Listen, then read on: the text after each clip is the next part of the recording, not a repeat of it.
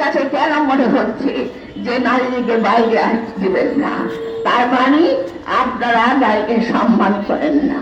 নারী সমাজকে কিভাবে ছোট করা হয়েছে সেই তার বিরুদ্ধে যেখানে সমগ্র নারী সমাজ ক্ষোভে ফুটে উঠেছে, ক্ষোভে জ্বলে উঠেছে, সেই প্রতিবাদ সমাবেশ করছে আজকে জাতীয়তাবাদী মহিলা দল।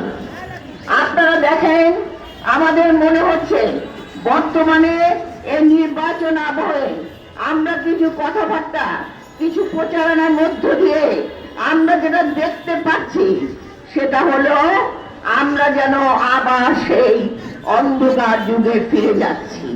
বিশেষ করে নারী সমাজকে যখন এক সময় কন্যা শিশু জন্ম নিলে হত্যা হতো, যে সময় নারীর কোনো মর্যাদা ছিল না, হযরত মুহাম্মদ সাল্লাল্লাহু আলাইহি ওয়াসাল্লাম এসে যিনি প্রথম নারীর মর্যাদা দেন, সেই সময়ে বোধহয় আমরা আবার সেই অন্ধকার গহ্বরে ফিরে যাচ্ছি। একটি দল, যেটা ধর্মের দল বলে যারা বিভিন্ন প্রচারণায় ঘুরে বেড়াচ্ছেন, সেই জামাত ইসলামের আমরা বলবো তিনি অত্যন্ত উচ্চ শিক্ষিত একজন ব্যক্তিত্ব। তার মুখ দিয়ে নারী সমাজের বিরুদ্ধে যে কথা বেসেছে আমরা প্রতিবাদ করছি। শুধু প্রতিবাদ নয়, আমরা নিজেরা লজ্জিত হচ্ছি। আমরা মনে হচ্ছে বাংলাদেশ, এদেশের নারী সমাজ যে বাংলাদেশে এতদিন প্রতিটি সংগ্রামে, আন্দোলনে, উন্নয়নে, দেশ গঠনে এগিয়ে এসেছে, যেখানে আমাদের শহীদ জিয়া, যিনি স্বাধীনতার ঘোষক, যিনি বলেছিলেন এদেশের মাটি যেমন পবিত্র, মাও তেমন পবিত্র।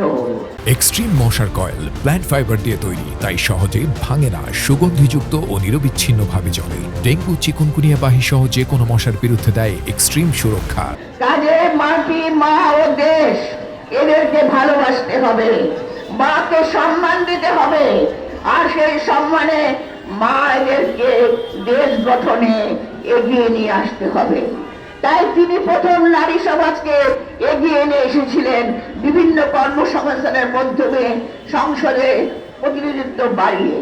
আপনারা দেখেছেন তারপরে দেশের একটি বেগম খালেদা জিয়া কিভাবে দেশকে মেয়েদের শিক্ষা দিয়ে মেয়েদের কর্মসংস্থানের ব্যবস্থা করে, এই গ্রামীণ অর্থনীতিতে মেয়েদের অবদান রেখে কিভাবে দেশকে একটা উন্নয়নের দিকে নিয়ে গেছিলেন। এবং আজকে মেয়েরা বিভিন্ন পেশায়, বিভিন্ন জায়গায় তার যোগ্যতার প্রমাণ রেখে এবং অর্থনীতিতে বিরাট ভূমিকা রেখে আজকে মেয়েরা সব জায়গায় বিচরণ করছে। সেই মেয়েদের চলা বন্ধ করার জন্য আজকে নানা রকম আজে বাজে কথা হচ্ছে।